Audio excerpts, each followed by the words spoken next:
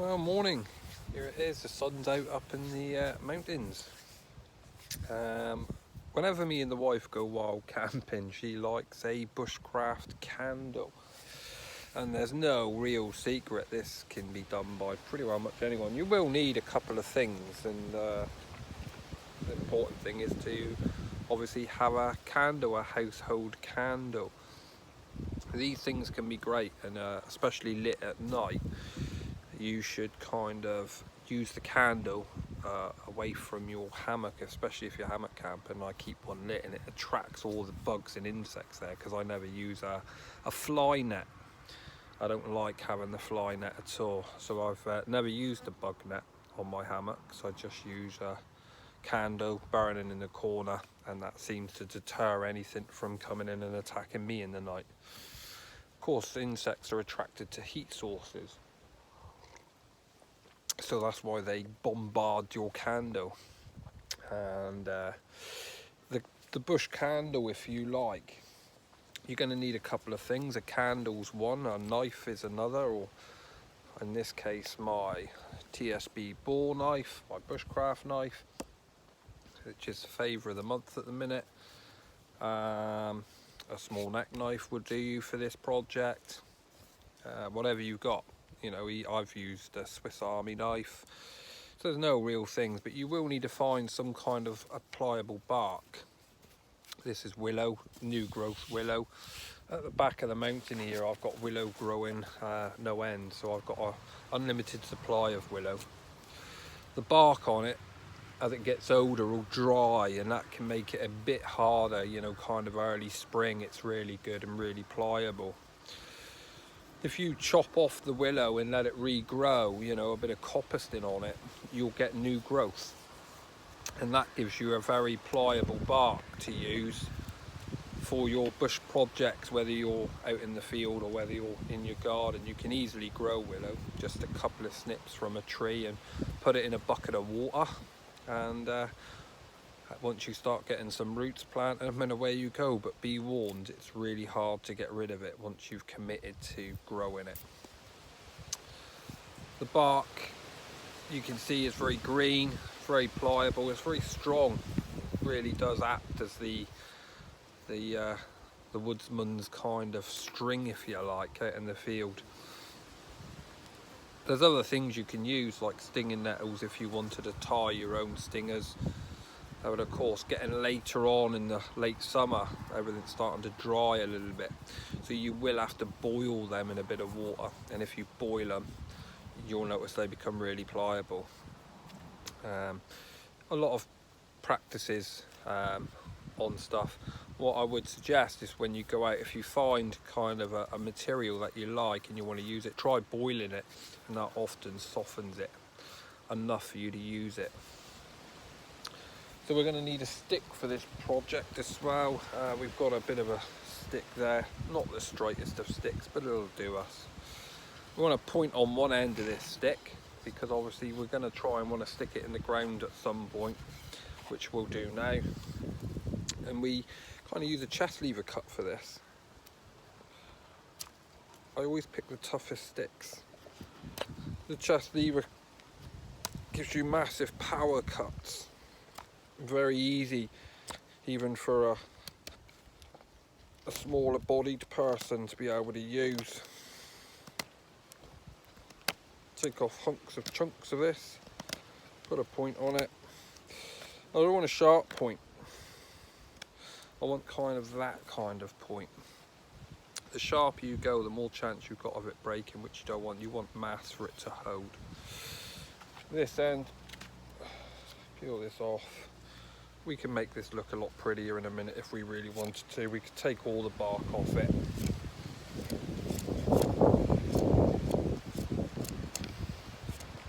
This is older willow, and you can see the bark difference from the new growth that I have.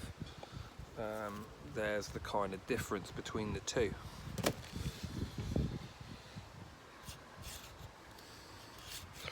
There are some trees like that would kind of give you a binding, but you can see it just wants to snap where it's dried out.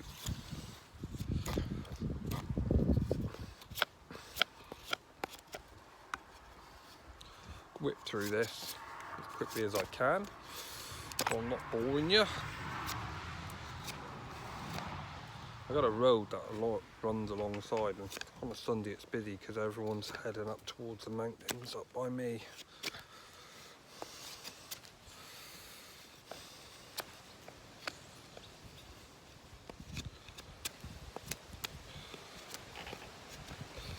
That'll do.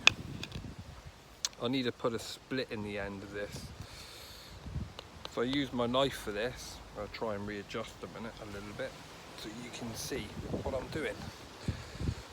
I'm trying to do these videos in one take, so there's kind of no editing and you can see really what's going on. I do apologise about the wind.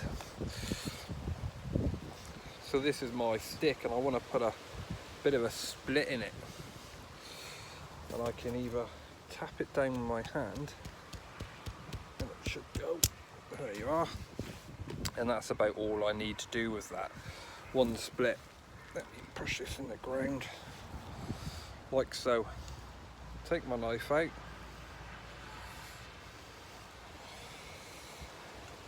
this is my candle, and you can see that I'm already halfway to getting what I want to achieve here. I just need to get a bit of bark off. So let's have a look at this. What I don't want to do is come in where these knots are, because I can, you'll end up getting a wrong peeling. Put my knife in. It's all about taking your time, that little attention to detail. That should do enough to get me a strip off.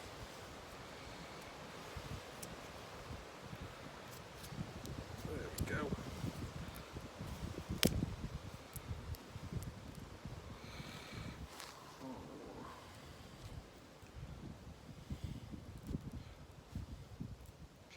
Once you start peeling, you'll start peeling, which is great.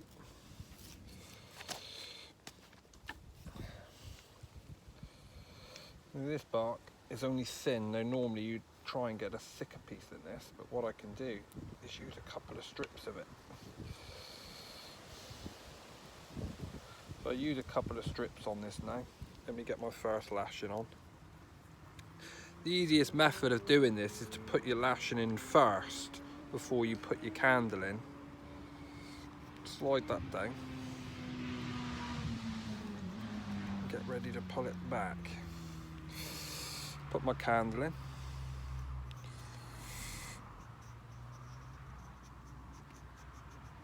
And pull it tight. We'll do another one, simply because we can. I want to straighten that up as best I can. Let's have a look, another strip there.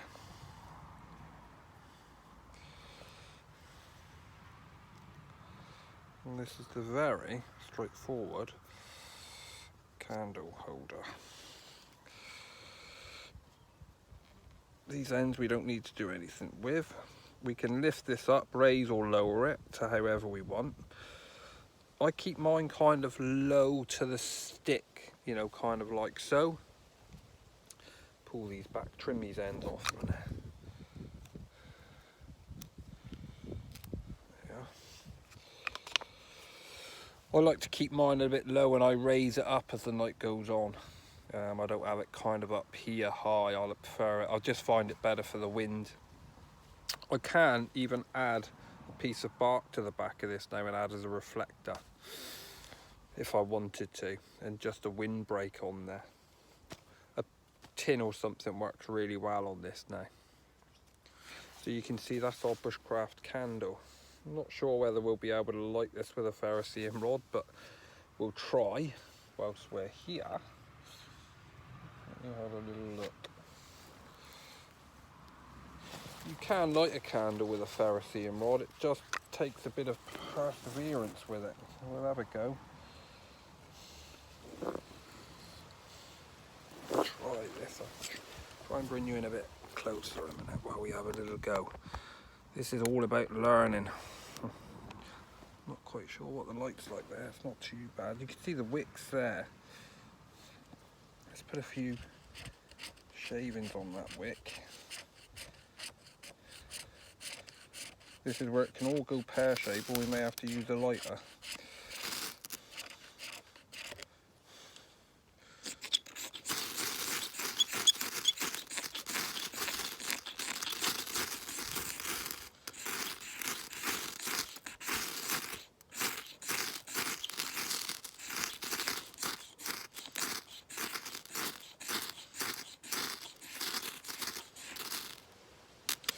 And there we are. That's our candle kind of lit. As you can see, it's going to blow out. The wind up here is terrible. But you can light a candle with your ferrocerium rod. There's no real trick to it. It's just keep going, try and get a big end. But you'll see all types of videos on YouTube on how to do it. But once you kind of have been doing it for quite some time, you just get used to being able to light them. And that's the easiest way of lighting a candle out in the field. So we've got a nice thing off there. That's our bush candle. Poke it in the ground and let it burn. Hopefully it doesn't go out. It's still there. And that really is as simple as that. That's our Bushcraft candle. There's no real tricks to the trade of that. Hope you enjoyed this video. Stay tuned, some more tips coming from me. Excellent. And these work really good in the garden as well. Make a wish. See you on the next one.